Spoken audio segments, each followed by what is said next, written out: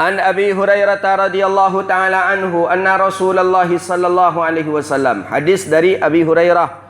Abi Hurairah ni kita kenal orang yang dekat dengan baginda Nabi sallallahu alaihi wasallam. Hurairah, Abu Hurairah artinya bapa kucing. Nama beliau bukan itu. Nama beliau ni adalah Abdurrahman Ad-Dausi. Itu nama beliau. Jadi namanya Abdurrahman Ad-Dausi. Beliau selalu berada dan selalu ada kucing di dekatnya. Kemanalah pergi Abi Hurairah ni pasti ada kucing. Jadi duduk Abu Hurairah ada juga kucing. Berjalan Abu Hurairah nampak juga kucing. Makan nampak juga kucing. Tidur nampak juga kucing. Maka Nabi panggillah dengan kalimat ya Abahir. Ya Abahir, hai bapak kucing, kata Rasulullah sallallahu alaihi wasallam. Maka kalau bapak ibu mencari hadis namanya langsung Abdurrahman Ad-Dausi, dari 5.600 sekian hadis yang didengarnya dari Rasulullah, pasti tidak akan bisa kita untuk menjumpainya, karena namanya tidak akan ditulis oleh para ulama hadis di dalam kitab hadis. Tapi yang sering ditulis oleh ulama hadis dalam kitab hadis adalah gelarnya Abi Hurairah. Itu dia. Jadi Abi Hurairah itu bukan nama dia, namanya Abdurrahman Ad-Dausi. Jadi Abi Hurairah itu apa? Bagian dari musammayat, bagian dari gelar yang disematkan oleh Rasulullah sallallahu alaihi wasallam kepada Abu Hurairah. Jadi apa penyebab Abu Hurairah tu kuat hafalannya? Abu Hurairah ni lupa juga dia.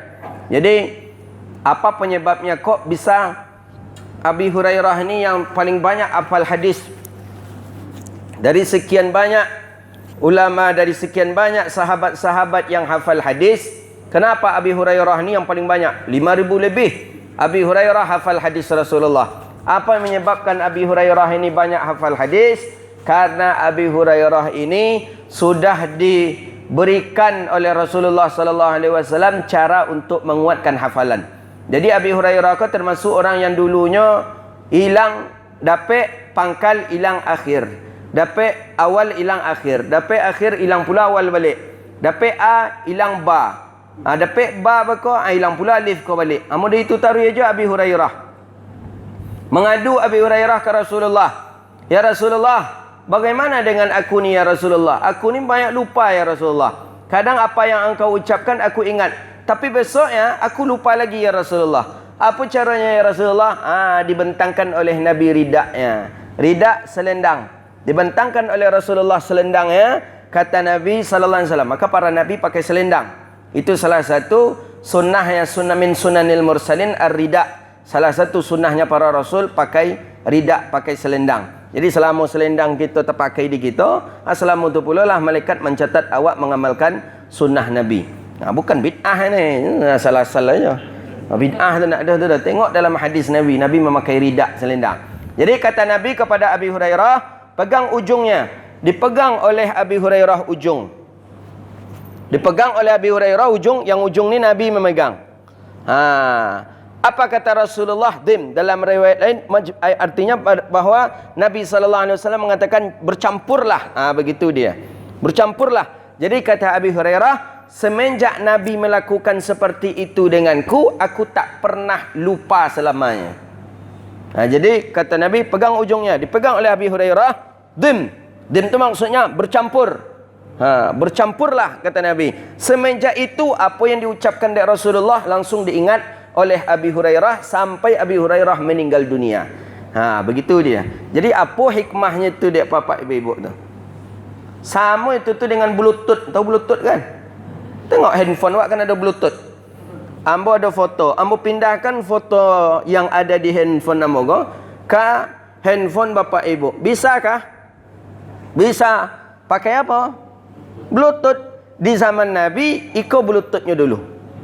Ini hebatnya kan. Hebatnya Abi Hurairah dapat salinan Bluetooth dari memori Rasulullah sallallahu alaihi wasallam.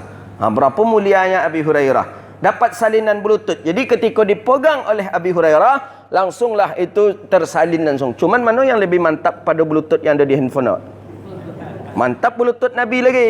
Bluetooth Nabi berapa ribu giga temuat semuanya. Sebentar salinnya. Awak menyalin beberapa giga aja lambat. Hang pula dia kadang handphone ni kadang. Itu dia dari Rasulullah sallallahu alaihi wasallam. Kita bisa Ustaz mendapat salur bluetooth tu dari Rasulullah? Bisalah. Bisa kita dapat salur bluetooth dari Nabi. Macam mana caranya? Tentu mengaji, duduk di majlis ilmu. Guru yang memiliki guru itu juga menghasilkan bluetooth. Jadi Nabi memberikan bluetooth ke Abi Hurairah. Abi Hurairah memberikan bluetooth kepada muridnya. Terus kepada tabi'in, kibarut tabi'in, terus dan sampai kepada kitab bluetooth itu insya-Allah. Jadi samakah dia? Tentu sama hasilnya. Itu daripada Abi Hurairah radhiyallahu taala an. Itu cara Nabi. Jadi imsik kata Rasulullah, pegang kata Nabi, dipegang oleh Abi Hurairah, ujungnya, kemudian langsunglah baginda Nabi mengatakan bercampurlah, kemudian bercampur, kemudian tidak lupa daripada Abi Hurairah daripada menghafal hadis-hadis Nabi sallallahu alaihi wasallam. Ketika itu usia Abi Hurairah 28 tahun. Jadi Abi Hurairah kan meninggalkan keluarganya, meninggalkan orang tuanya, datang ke Rasulullah dalam keadaan bujang, belum menikah ketika itu, masuk Islam dari suku Daus, kemudian dirubah nama tadi oleh Nabi dengan nama Abdurrahman. Dulu namanya Abdus Syams, hamba matahari, karena memang Abi Hurairah ini dulu penyembah matahari.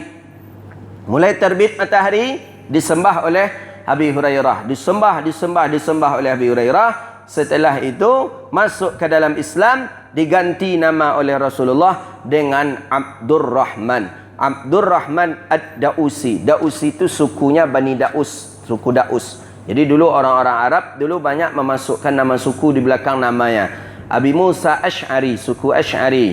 Abi Ayub Al-Ansari. Apa lagi? Daripada Jundub bin Junada, Abi Zar Al-Ghifari. Itu nama daripada nama-nama kabilah, nama-nama suku dahulunya yang ada di Makkah dan yang ada di Madinah. Ini dia daripada Abi Hurairah radhiyallahu taala an. Jadi siapakah yang periwayat hadis terbanyak? Periwayat hadis terbanyak itu adalah Abi Hurairah. Namanya Abdurrahman Ad-Dausi. Lebih dari 5,000 hadis yang ia dengar dari Rasulullah sallallahu alaihi wasallam. Qala, apa kata Abi Hurairah? Anna Rasulullah sallallahu alaihi wasallam qal. Nabi sallallahu alaihi wasallam berkata. Apa kata Nabi? Ini hadis ni sahih. Hadis ni sahih dalam Sahih Imam Al-Bukhari. Qala, innal malaikata tusalli ala ahadikum. Sesungguhnya malaikat tusalli ala ahadikum, bersalawat. Bersalawat maksudnya mencucurkan rahmat. Ada yang mengatakan tusalli ini salat. Ala ahadikum, di atas salah seorang kamu, madama fi musallahu, selama dia berada di tempat ia salat. Alladhi salla fih, yang ia salat pada tempat itu. Jadi malaikat selalu bersalawat, malaikat salat pada seorang kamu yang selama dia berada di tempat solat itu. Apa katanya? Malam yuhdas, selama tidak batal wuduknya.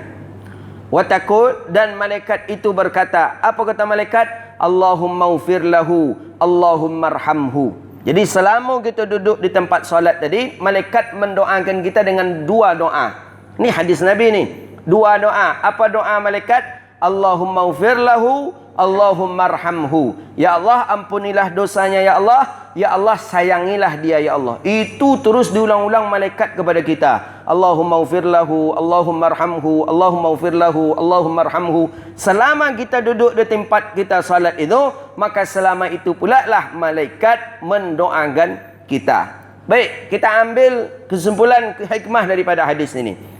Apa faedah daripada hadis ini? Pertama, bahwa makruh hukumnya seseorang apabila dia setelah selesai salat meninggalkan tempat salatnya.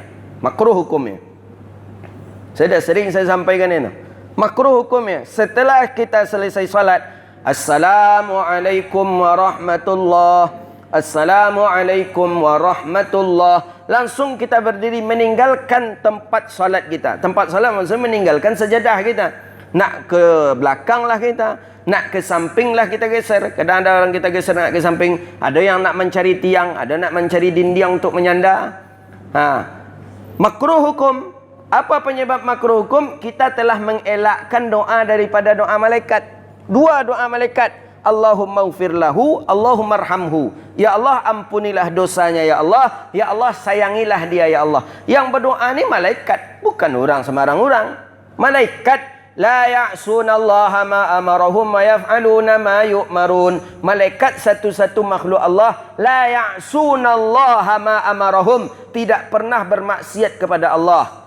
Wa yaf'aluna ma yu'marun, dan dia mengerjakan apa yang disuruh oleh Allah Subhanahu wa taala. Malaikat yang berdoa, Allah kabulkan doa para malaikat? Ya.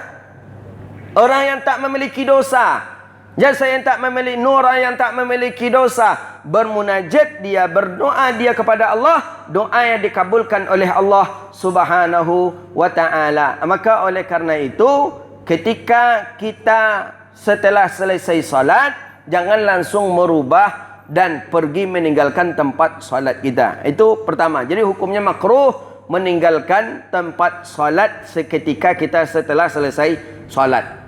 Kan ada orang awak tu, Assalamualaikum warahmatullahi, Assalamualaikum warahmatullahi, tabang aja je lah. Macam cik konyang. Cina apa cik konyang? Cik ku kan main sok darah tadi tak. Alah konyang ya, hanya tinggal aja lah, payah aja lah. Ini tak boleh. Kita tunggu sejenak, tunggu sebentar. Ada yang mengatakan hukumnya bukan lagi makruh, tapi bagian daripada fahsya, bagian daripada perbuatan keji, tak sopan, kurang adab. Begitu dia. Kita setelah menyembah Allah, kita telah bermuamalah dengan Allah. Dalam solat tu kan awak mengecek-ngecek je Allah Ta'ala tu. Iyyaka na'budu wa iyyaka nasta'in. Aku serahkan iyyaka kepada engkau ya Allah. Aku mohon perlindungan kepada engkau ya Allah. Aku menyembah dan kepada engkau ya Allah. Aku minta tolong. Ihdinas siratal mustaqim. Tunjuki aku ke jalan yang lurus. Siratal ladzina an'amta alaihim ghairil maghdubi alaihim waladdallin. Jalan orang-orang yang engkau beri petunjuk, tidak jalan orang-orang yang engkau sesatkan. Kan awak sedang berbicara dengan Allah itu.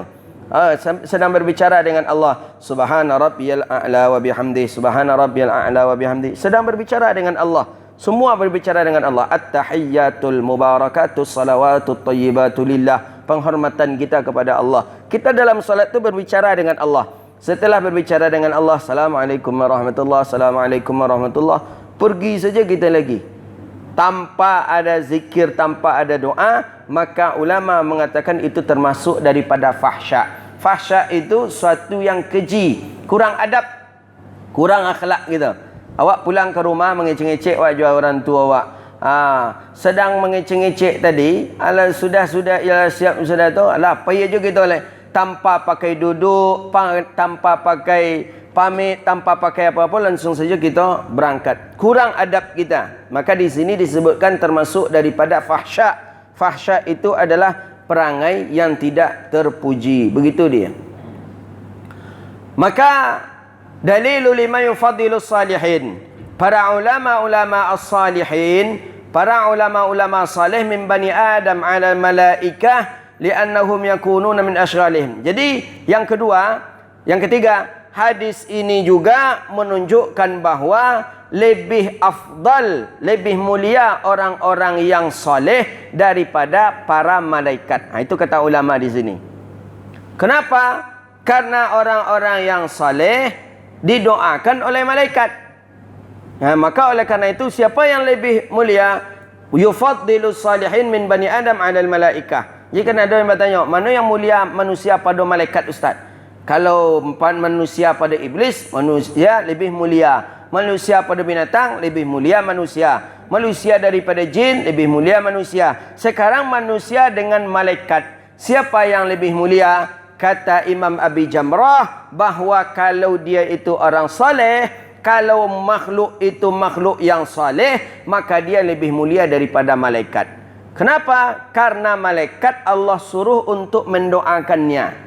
Mendoakannya berarti dia lebih mulia daripada malaikat. Begitu dia. Cuman walaupun awak mulia dari malaikat, tak lebih sok gertak malaikat tu. Dia macam-macam le malaikatnya. Dia lebih mulia daripada angku kau aja. Cubalah gertak malaikat maut kalau yo. Andaknya kandaan bulu dari malaikat maut bangga. Kalau yo mulia kalian lah awak cuba. Siapa nak bagak? Tentu Menyerah segitu lah, bagak engkau malaikat.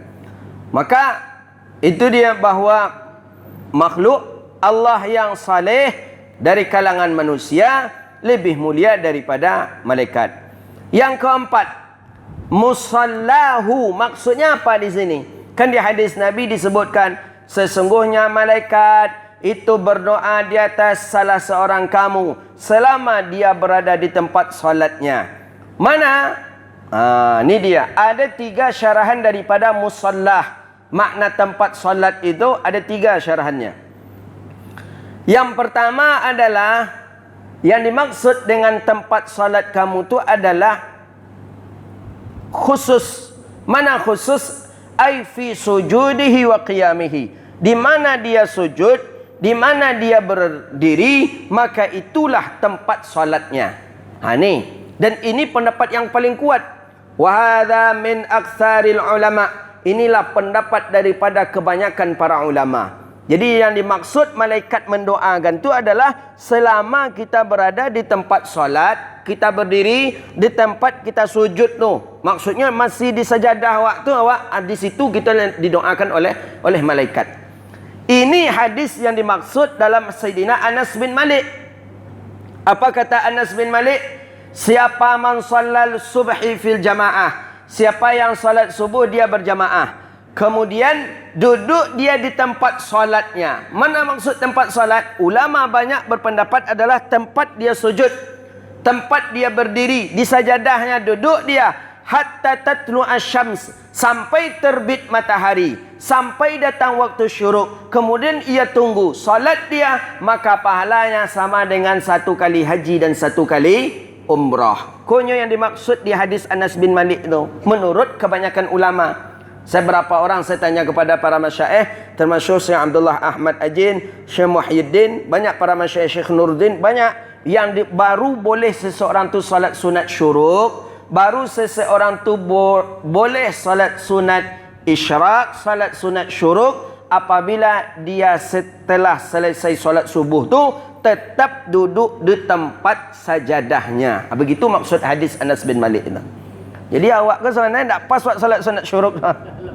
Lah beda. Ambo tadi sebenarnya di situ lah pindah lemu ke siku Kalau pindah ke siku, lah pindah ke siku. Ini tak pas kalau menurut hadis tu. Dan memang itu kebanyakan pendapat ulama yang saya tanya. Makanya payah salat sunat syuruk tu, gadang pahalanya. Pahalanya je umrah dengan haji, bukan kipas angin. Kalau kulkas je kipas anginnya, model awak tadi tu nak apa dapat kulkas je kipas angin. Ikut pahalanya pahala haji, pahala umrah, maka harus mujahadah pula. Harus serius, harus tahan ujian kita. Itu maksud dari ulama. Saya dah berapa orang syekh saya tanya tentang maksud hadis Anas bin Malik itu. Guru kita Ustaz Abdul Samad agak dilebarkan pemahamannya sedikit. Pokoknya lainnya di dalam masjid tu kata beliau, maka bolehnya salat sunat syuruk. Okey, tak ada masalah ya. Tapi kebanyakan pendapat para ulama bahawa dia salat itu di tempat ia salat. Jadi maksudnya salat syuruk itu pun di tempat ia salat tadi tu. Begitu dia, nak pindah. Indak pindah, uduknya ndak batal di situ ajanya, duduk di situ ajanya, istighfar di situ ajanya, sujud di situ ajanya, mendengar pengajian tu. Itu yang paling ancak.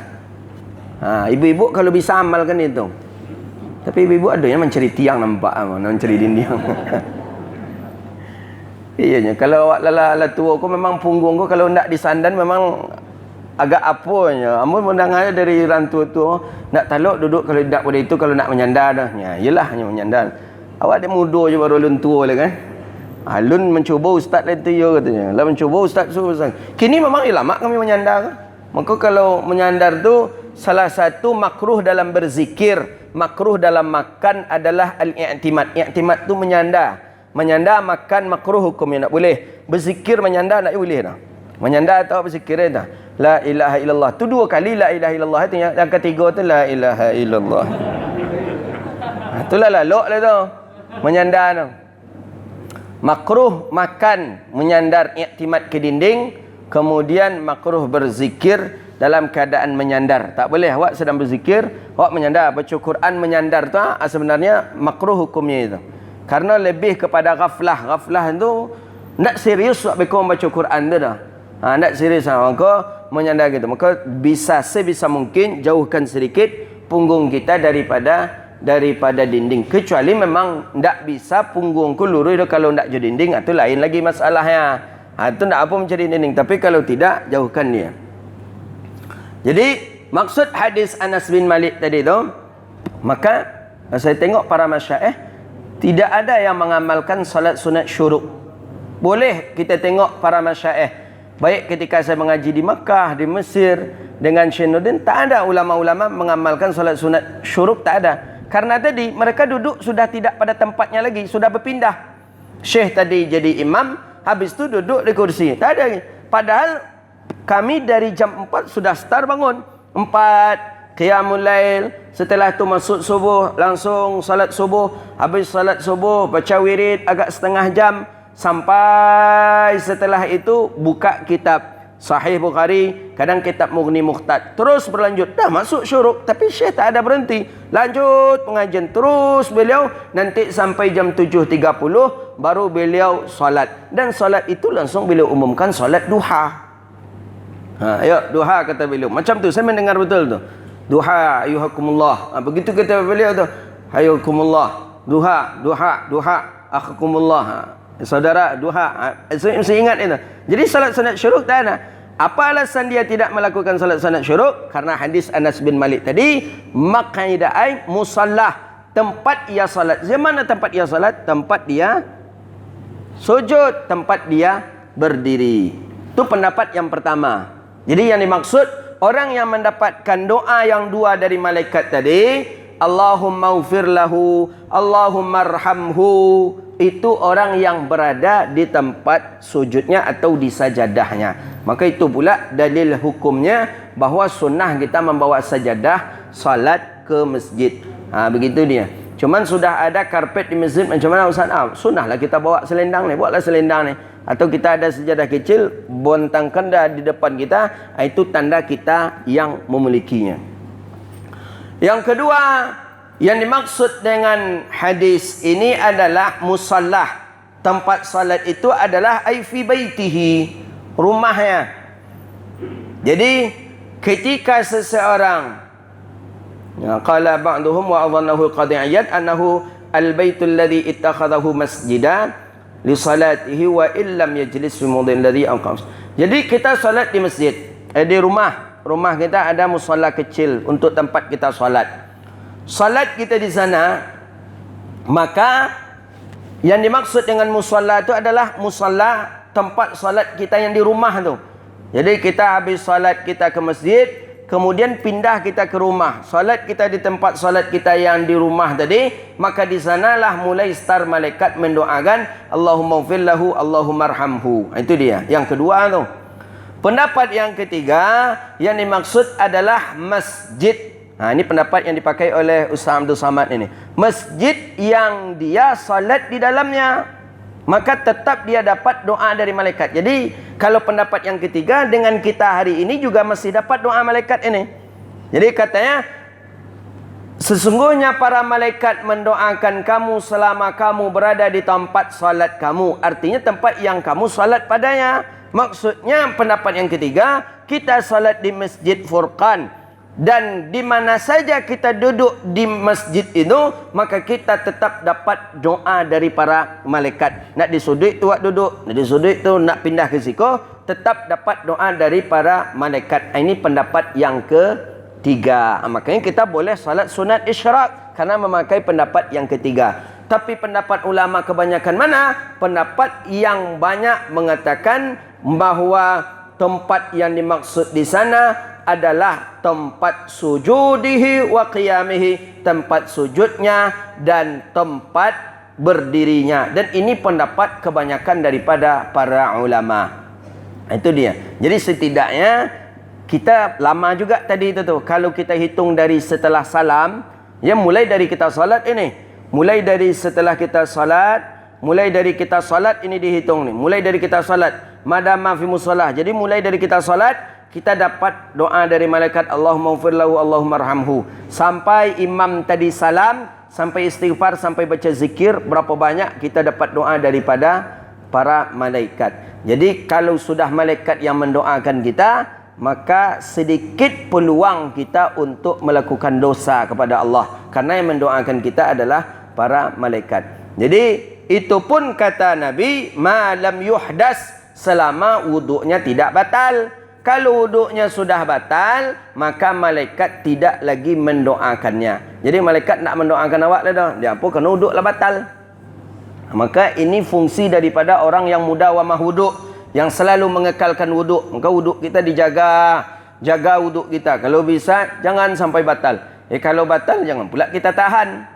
Ya, kita lepaskan saja. Cuma melopekkannya tentu lambat-lambat, santai-santai gitu. Jangan sekali keluar kau mau bom apa boleh kau. Jadi tak boleh ditahan. Silakan. Ya, karena kita sudah selesai salat. Tapi kalau selama kita dalam keadaan salat, memang dianjurkan kita untuk menahannya.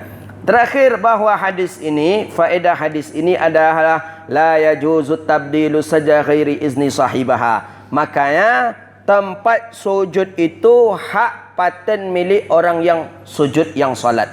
Umpama saya salat di sini, saya bentang sajadah saya di sini. Saya bentang sajadah saya di sini. Setelah saya bentang sajadah saya keluar. Mungkin membuang dahak. Membuang dahak lah umpamanya. Dahak saya buang keluar. Umpama berdahak kita buang keluar. Datang orang. Boleh nak orang tu menempati tempat saya? Itu maksud hadis. Ay musallahu salla fih. Itu hak punya saya ini. Jadi walaupun itu siapapun yang datang, walaupun presiden pun yang datang, hukum mengalihkan sajadah saya ini haram hukumnya ini. Tak boleh. Ini posisi dua keadaan. Sebelum solat atau setelah solat. Tapi kalau di dalam solat, boleh seorang memiliki tempat sajadahnya itu. Jadi kalau seandainya dia sedang salat, batal wuduknya, keluar dia, boleh orang lain untuk memiliki tempat sujudnya dia. Tapi kalau di luar salat, sebelum salat atau setelah salat, maka tak boleh selama ada sajadahnya di tempat sujud itu. Gitu dia. Jadi tak bisa dah kita alih-alihkan saja. Justru dalam kitab I'anatul Talibin hukumnya haram itu. Haram, tak boleh. Jadi umpamanya dah terpasang sejadah orang di sini. Sejadah orang dah terpasang. Orang ni belum enggak, makanya jangan cepat-cepat pasang sejadah kalau kita tidak akan bisa tepat waktu datang. Ini maksudnya kalau orang tu sudah di masjid maksudnya. Nya dulu tabiat orang gitu nya tandai itu sajadahnya bae pulang dah. Itu ndak tu dah. Itu bukan takluk hukum. Itu bukan masalah itu. Nya do gaya orang ko takutnya ingin dia dapat saf yang pertama, hanya letakkan sajadahnya. Enggak, ini tak termasuk ini. Ini maksud di sini adalah ketika seseorang tu sudah menetap di masjid, kemudian dia keluar untuk berwuduk umpamanya. Untuk berwuduk, memperbaharui wuduknya umpamanya. Kemudian datang kita, saf penuh. Ada ini, tapi tak ada orang.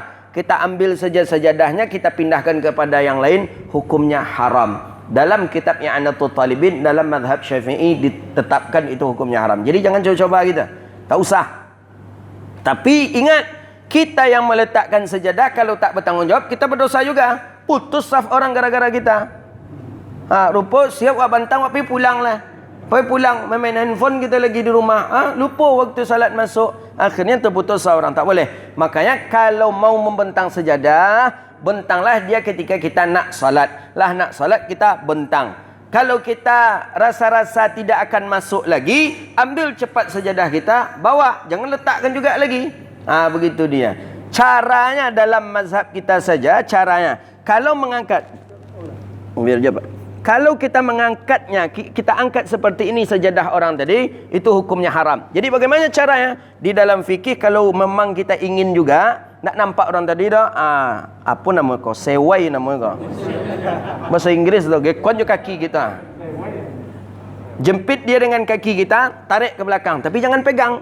Gitu dia. Kata ulama, dengan kita memegangnya itu sudah sama kita dengan mengambil alih kepemilikan. Haram hukumnya. Tapi kalau dengan kaki, itu tidak mengapa dan itu dibolehkan. Akan sampai ke situ dia jadi fikih. Dalam kitab I'anatul Talibin jelas betul itu.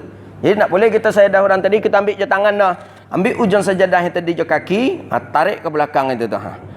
Itu boleh seperti itu. Memangnya nak datang-datang lah orang kan qamat lagi.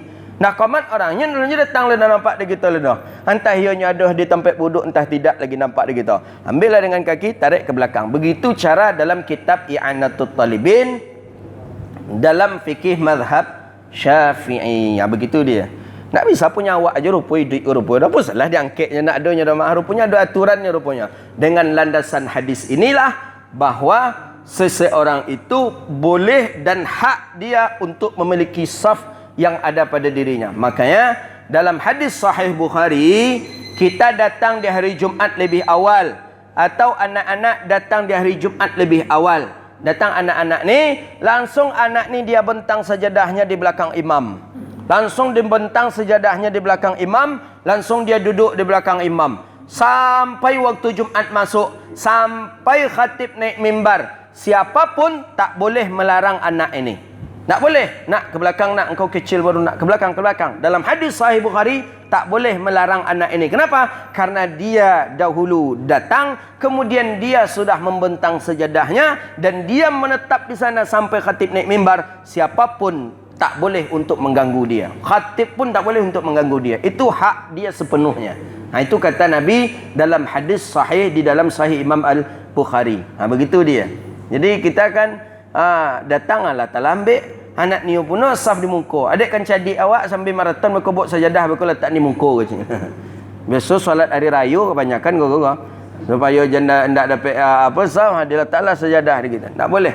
Kita mesti harus bertanggungjawab dalam masalah itu. Itulah daripada fawaid daripada hadis, faedah daripada hadis Nabi SAW. Jadi kita baca hadisnya, sesungguhnya para malaikat bersalawat, artinya berdoa, mencucurkan rahmat dia kepada kamu, kata Rasulullah, selagi kamu berada di tempat salat kamu dan selagi kamu tidak berhadas, tidak berbatal wuduk. Dan malaikat itu berkata, Allahumma ufir lahu, Allahumma arhamhu. Maksud tempat solat ada tiga. Pertama, tempat ia sujud, tempat ia berdiri. Yang kedua, rumah. Yang ketiga, masjid yang ia solat pada masjid itu. Tapi pendapat yang kuat dari kalangan ulama adalah tempat sujud dan tempat dia berdiri. Hadza wabillahi at-taufiq wallahu a'lam bishawab. Ada pertanyaan? Silakan.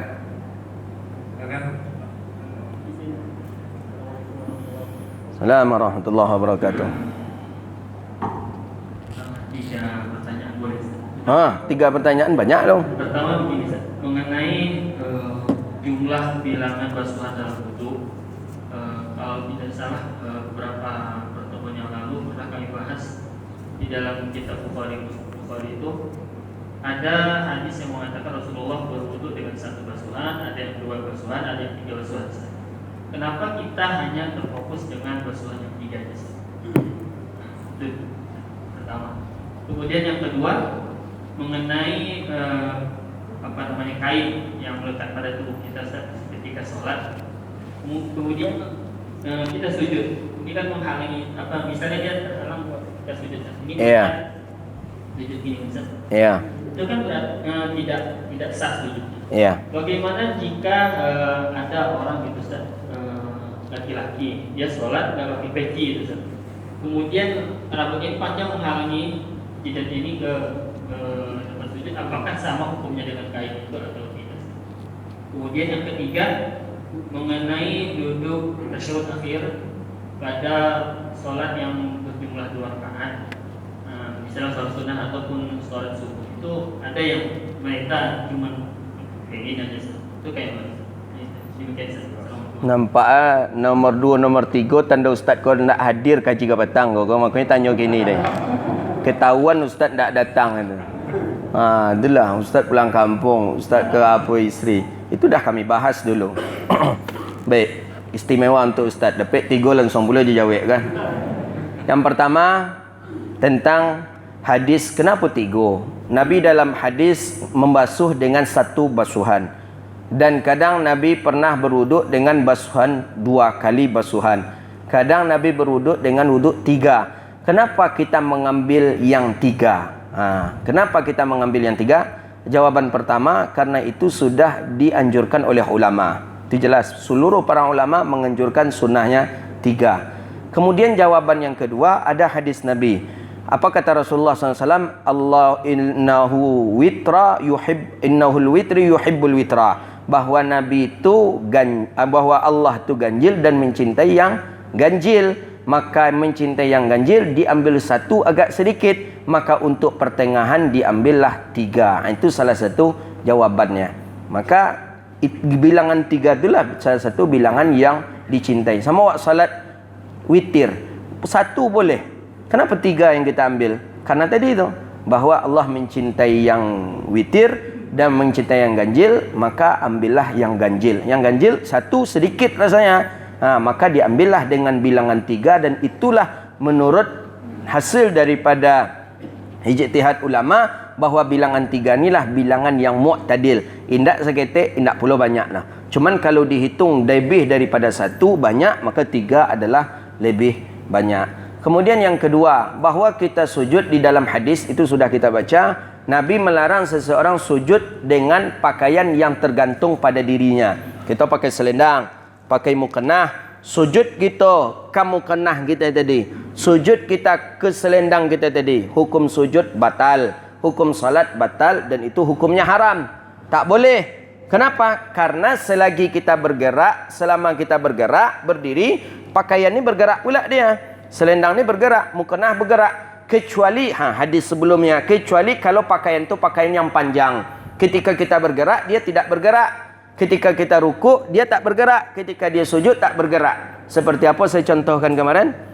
Sama seperti pakaian pengantinnya anak-anak raja. Kan panjang gaunnya tu, panjang. Sujud gitu ke kain yang panjang tu, itu boleh. Kenapa? Karena dia bergerak, kain panjang tadi tak bergerak. Nah, itu boleh. Pertanyaan Ustaz ni, bagaimana kalau dihalangi oleh rambut? Rambutnya panjang, dihalangi oleh rambut. Jadi rambut panjang dihalangi oleh rambut. Tertutuplah jidat dia ini oleh rambut. Bagaimana sahkah salatnya? Di dalam kitab Sulamut Taufik, syarah daripada Sulamut Taufik, disebutkan bahwa salatnya itu tidak sah. Sujudnya batal karena dihambat oleh daripada rambutnya. Malah disebutkan di sana walau syi'ran, walaupun satu rambut, tapi satu rambut tu pas tentang ikonnya betul maka menghambat daripada jidatnya. Begitu dia. Yang ketiga, yang itulah Ustaz, kalau banyak nak tanya lupa dah Ustaz. Duduk tasyahud akhir. Memang dalam mazhabnya Imam Hambali, dalam hadis bahwa Nabi SAW apabila salat 2 rakaat, maka Nabi menutupnya dengan tasyahud awal. Artinya dengan iftirash, bukan dengan tawarruk. Dengan iftirash Nabi tutup. Itu ada di dalam hadis. Tapi dalam mazhab Syafi'i dengan mazhabnya Imam Maliki dan jumhur ulama mengatakan bahwa Nabi SAW di dalam hadis Nabi, apabila Nabi mengakhiri salat, baik itu salatnya 2 rakaat ataupun lebih, maka Nabi tetap dengan duduk tawarruk. Ini yang dipakai dalam mazhab Syafi'i. Salat apapun Nabi, walaupun salatnya 2 rakaat, salatnya 4 rakaat, salatnya 3 rakaat, Nabi tetap mengakhirinya dengan duduk tawarruk. Duduk tawarruk berarti duduk tasyahud akhir. Jadi pendapat yang lebih banyak mengatakan Nabi setiap akhir salat duduk tawarruk. Yang berpendapat bahawa Nabi setiap 2 rakaat salat duduk iftirash, cuman pendapat hadis dalam Musnad Imam Ahmad bin Hanbal, dan itu dipakai dalam mazhabnya Imam Hambali. Dulu orang tak kenal ini. Kini kita tengok Pekanbaru lah banyak orang model itu. Just salat subuh pun nyobek model itu dah orang. Salat subuh pun dibuat oleh orang duduk iftirash, duduk tasyahud awal itu ketika tasyahud akhirnya. Padahal jelas Nabi SAW dalam riwayat hadis sahabat mengatakan Nabi mengakhiri salatnya, baik itu salatnya salat 2 rakaat ataupun lebih, Nabi mengakhiri dengan duduk tawarruk. Tawarruk berarti duduk tasyahud akhir. Jadi memang sunnahnya itu adalah daripada duduk tasyahud akhir, bukan daripada duduk tasyahud awal. Itu sunnah. Maka dalam mazhab Syafi'i dibedakan. Tasyahud awal namanya iftirash, tasyahud akhir namanya tawarruk. Dibedakan dalam mazhab kita Asy-Syafi'i. Begitu dia. Dalam hadis Sahih Muslim jelas sekali. Dalam hadis Sahih Bukhari jelas juga bahawa beda antara duduk iftirash dengan duduk tawarruk. Begitu dia. Jadi kalau begitu, kapan mereka mengamalkan duduk tawarruk kalau setiap solat mereka duduk iftirash? Kapan mereka duduk tawarruk? Tidak ada. Di dalam hadis dijelaskan Nabi melakukan duduk tawarruk di dalam solat. Berarti dia sudah mengaburkan satu buah hadis tentang Nabi duduk tawarruk di dalam solat. Begitu dia. Ada yang lain?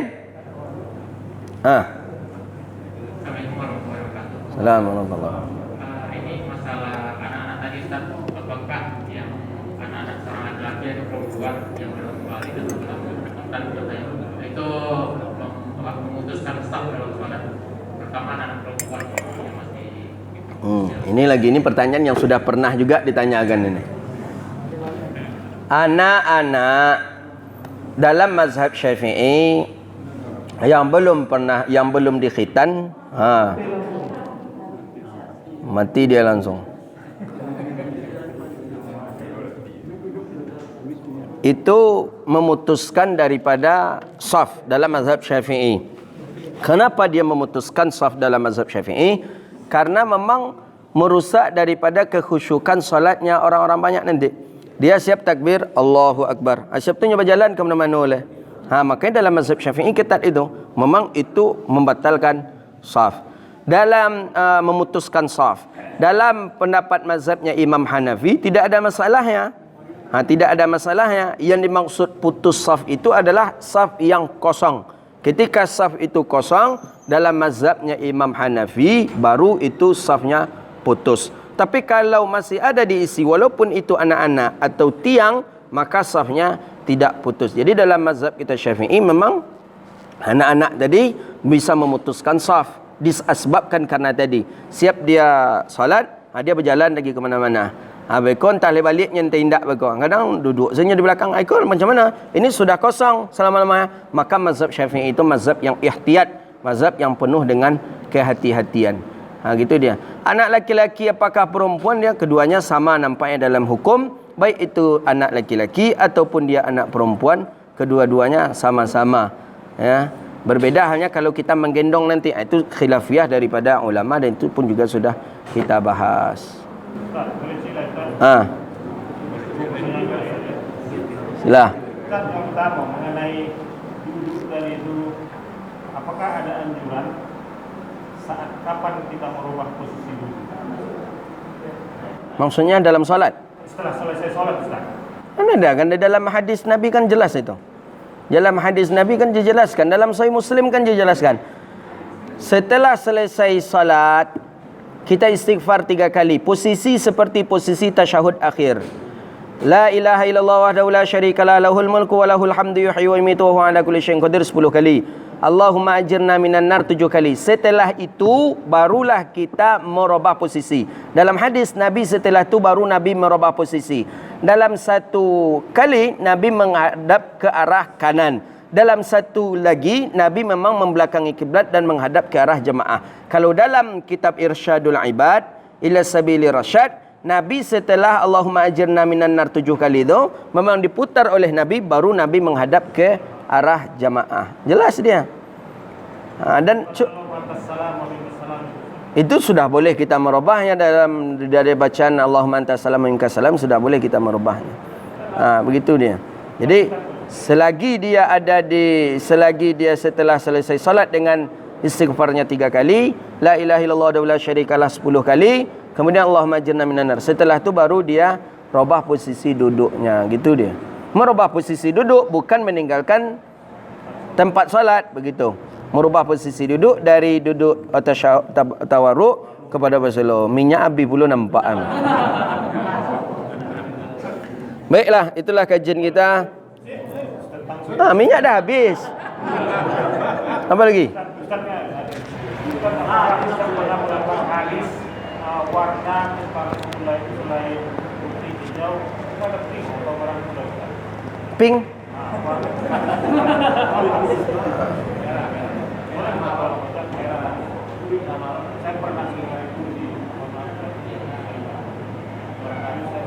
Saya tak pernah Nabi pakai pink, tak pernah saya dengar.